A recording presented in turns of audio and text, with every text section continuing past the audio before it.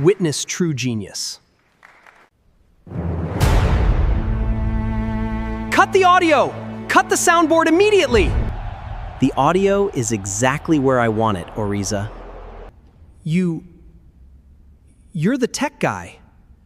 You fix the cables? I don't fix cables. I own the endowment. I own this building. And you just snapped the bow of the greatest cellist in this city. She knew him only as the quiet man who listened in the dark. But to understand how the billionaire heir fell in love with a stagehand, we have to go back to the beginning.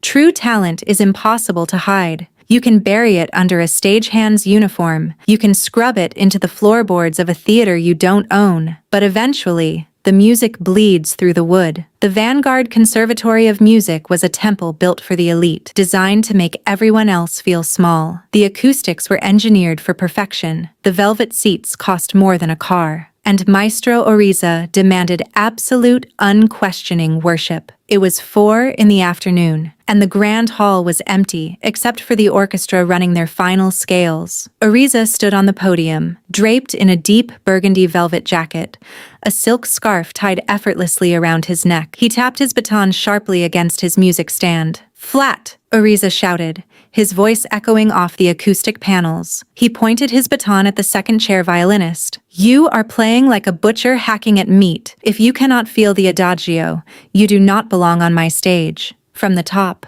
"And someone get me my espresso. It is entirely too cold in here." In the shadows of the stage wings, Elizzy moved silently. She wore faded black cargo pants and a plain black crew t-shirt, her voluminous, natural curls tied back into a tight, practical knot. Her warm caramel skin was glowing with a thin sheen of sweat from moving heavy wooden acoustic baffles for the last 4 hours. She didn't complain. She didn't roll her eyes. She walked to the small catering table, poured a precise shot of espresso, and walked it out onto the stage. She moved with a specific rhythmic grace, careful not to let her heavy boots scuff the polished wood. She handed the small porcelain cup to Oriza. He took it without looking at her, dismissing her with a flick of his wrist. "Tell the tech monkey up in the booth that the overhead mics are still picking up too much resonance."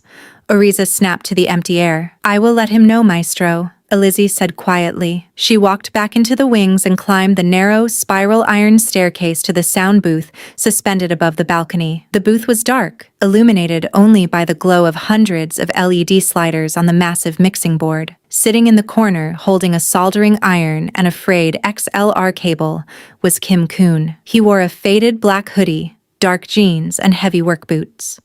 His tousled, jet-black hair fell slightly over his dark, brooding eyes. He looked up as Elizzy entered, the faint light catching the distinctive beauty mark below his left eye. "He says the overheads are too hot," Elizzy said, leaning against the doorframe. Kim Koon didn't roll his eyes either. He just set down the soldering iron and reached for a slider. "The overheads are fine. His string section is out of tune, and he's overcompensating, but I'll notch down the highs." Elizzy let out a soft, rare laugh. It was a beautiful sound. "You shouldn't say that out loud. If Oriza hears you, he'll have you fired." "Let him try," Kim Koon said softly, his dark eyes meeting hers. "You look tired, Elizzy. You've been moving risers since 6 this morning. The symphony doesn't fund itself," Elizzy said, her smile fading into a look of quiet resilience. "My family's debt isn't going to vanish on its own. It's honest work. I get to be near the music. That's enough." Kim Koon watched her. He saw the way she looked at the empty stage. He saw the profound, aching hunger in her eyes, the look of a starving artist locked outside the banquet hall. "Is it?" Kim Koon asked quietly. "Just being near it?" Elizzy didn't answer. She just gave him a small nod and walked back down the stairs. By midnight, the grand hall was completely deserted. The musicians had gone home to their warm apartments. The cleaning crew had locked the lobby doors. The only light left in the massive theater was a single dim ghost light sitting in the center of the stage. And in the very back row of the velvet seating, hidden in the pitch black, Kim Koon sat silently. He wasn't fixing cables. He was waiting. At exactly 12:15, a shadow emerged from the wings. It was Elizzy. She walked to the center of the stage, carrying a battered antique cello case. She sat on a simple wooden stool beneath the ghost light. She pulled the cello from its case. It was old, the varnish chipped, but the wood was rich and deep. She took a deep breath, closed her eyes, and raised her bow. When she played, the world stopped spinning. It wasn't just technically perfect, it was violently alive. The music poured out of her in waves of raw, unfiltered emotion. All the exhaustion, all the humiliation, all the quiet dignity of her daily life was channeled through the strings. The sound filled the massive, empty hall, vibrating in the chest of the man sitting in the dark. Up in the booth, a hard drive was silently spinning. Kim Koon was recording every single note. Suddenly, the heavy double doors at the back of the auditorium violently slammed open. The harsh house lights flickered on, blindingly bright. Elizzy gasped, her bow stopping mid-stroke. Ariza marched down the center aisle, his face flushed with rage. He had returned for his forgotten silk scarf, only to find a stagehand defiling his stage. "What in God's name do you think you are doing?" Ariza bellowed, his voice laced with venom. Elizzy stood up instantly, instinctively stepping in front of her cello to protect it. "Maestro, I only play when the hall is empty. I make sure everything is clean first." Ariza climbed the stairs to the stage, moving with terrifying speed. He looked at her battered cello, then at her faded crew clothes, his lip curling in absolute disgust. "You think because you can string together a few notes in the dark that you are a musician," Ariza hissed, stepping into her personal space. "You are a laborer, a servant. This stage is sacred ground, and you are tracking mud onto it." "I was just practicing," Elizzy said, her voice shaking, but she refused to lower her chin. "Music belongs to whoever can feel it. Music belongs to the elite," Ariza spat. He lunged forward. He didn't grab the cello. He knew the instrument was too heavy to easily destroy. Instead, his hand shot out and ripped the antique wooden bow from Elizzy's grip. "No!" Elizzy cried out. Ariza raised his knee and brought the wooden bow down violently against it. The sharp, echoing crack of the snapping wood sounded like a gunshot in the empty theater. The horsehair strings tore. The bow fell to the floor in two jagged, useless pieces. Elizzy fell to her knees. She didn't scream. The breath was simply knocked out of her. She stared at the broken pieces of her grandfather's bow, the only thing of value she owned in the world. "Clean up your mess," Ariza said coldly, adjusting his cuffs. "And if I ever catch you touching an instrument in my theater again, I will have you permanently blacklisted from every conservatory in the country." Ariza turned and walked out, leaving her shattered on the stage. High up in the darkness of the balcony, Kim Koon stood up. His hands were curled into fists so tight his knuckles were white. His dark eyes were fixed on Ariza's retreating back. The quiet sound technician was gone. The apex predator had just woken up. Narrator. The next afternoon was the final dress rehearsal for the Winter Symphony. It was the most important event of the season, a multi-million-dollar fundraiser for the endowment. The orchestra was in full dress. Ariza was in rare form, his ego inflated to a fever pitch. Elizzy was back at work. She had no choice. The debt still existed, but a light had gone out in her eyes. She moved like a ghost, silent and hollow, setting up the heavy music stands. Ariza noticed. He thrived on breaking people, and he wanted to make sure the break was permanent. "You there, girl!" Ariza snapped, pointing his baton at Elizzy in front of the entire 90-piece orchestra. Elizzy stopped. She turned to face him, her face completely stoic. "Yes, Maestro." Ariza intentionally swept his arm across his podium, knocking his thick stack of sheet music off the edge. The papers scattered down into the orchestra pit, a 6-foot drop below the stage. "Fetch that," Ariza commanded, a wicked smile playing on his lips. "And put them back in exact numerical order. Quickly. We are losing time." The orchestra members shifted uncomfortably. A few of the elite musicians snickered behind their hands. It was a blatant, cruel humiliation. Elizzy looked at the papers in the pit. She looked at Ariza. She didn't cry. She didn't argue. Dignity doesn't throw tantrums. She simply walked to the edge of the stage, climbed down the ladder into the dusty pit, and got on her hands and knees to gather his papers. From the glass-walled sound booth above, Kim Koon watched her crawl. He picked up his phone. He dialed a single encrypted number. "Sir?" The voice of his chief operations officer answered on the first ring. "The audit is complete," Kim Koon said, his voice a lethal, vibrating hum. "Ariza is a parasite. We execute the transition tonight, at the gala." "Understood, sir. Shall I prepare the severance package?" "No," Kim Koon said coldly. "He doesn't get a parachute. I want him dropped on the concrete. Bring my tuxedo, and bring the Stradivarius bow from the vault." The grand opening of the Winter Symphony. The hall was packed to capacity. The wealth in the room was staggering. Senators,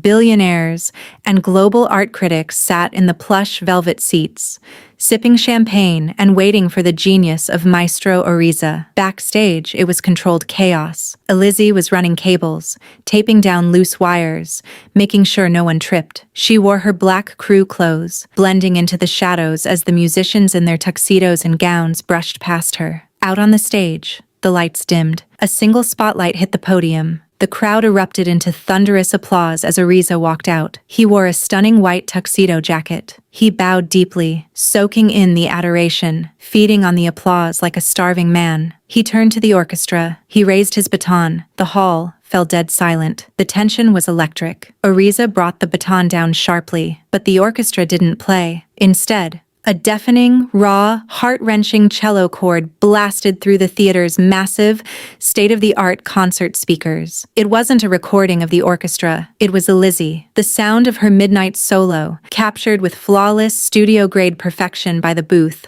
washed over the crowd. The sheer emotion in the music was staggering. Several patrons in the front row literally gasped. It was music that sounded like a soul-breaking and reforming all at once. Elizzy froze, his baton suspended in midair. Panic flashed across his face. "Cut the audio!" Elizzy screamed, losing his composure entirely. He waved his arms at the booth. "Cut the soundboard immediately!" But the music only swelled, growing richer, deeper, dominating the entire hall. The orchestra players lowered their instruments, looking around in utter confusion. High up in the glass-walled sound booth, a figure stepped out onto the small balcony overlooking the stage. It was Kim Koon.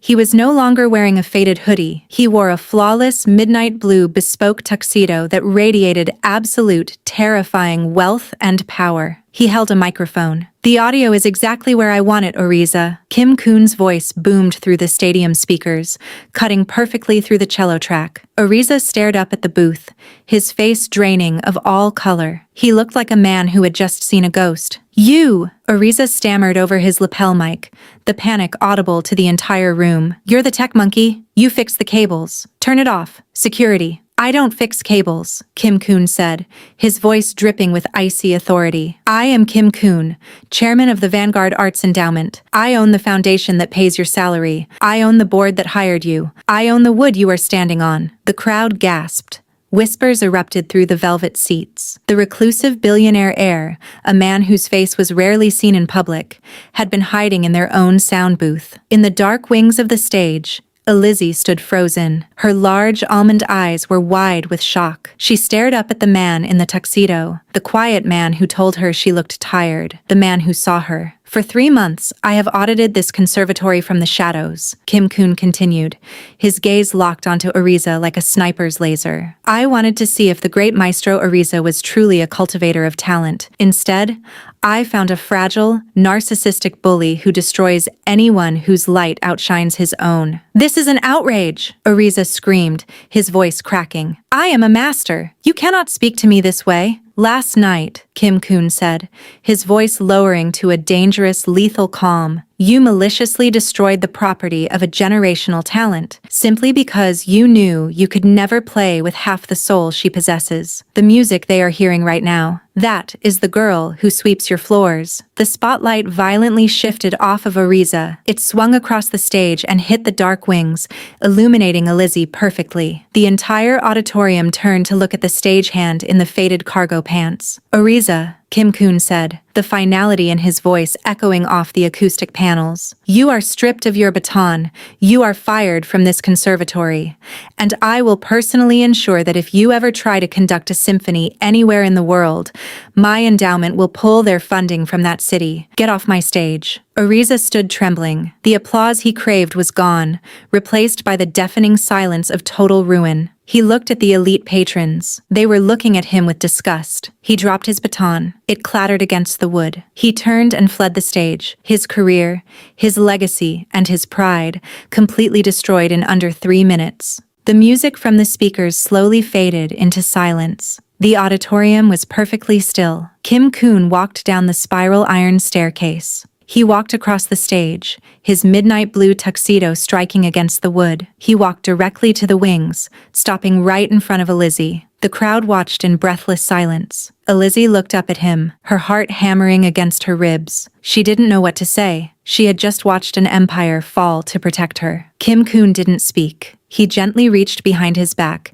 and produced a long, slender black velvet case.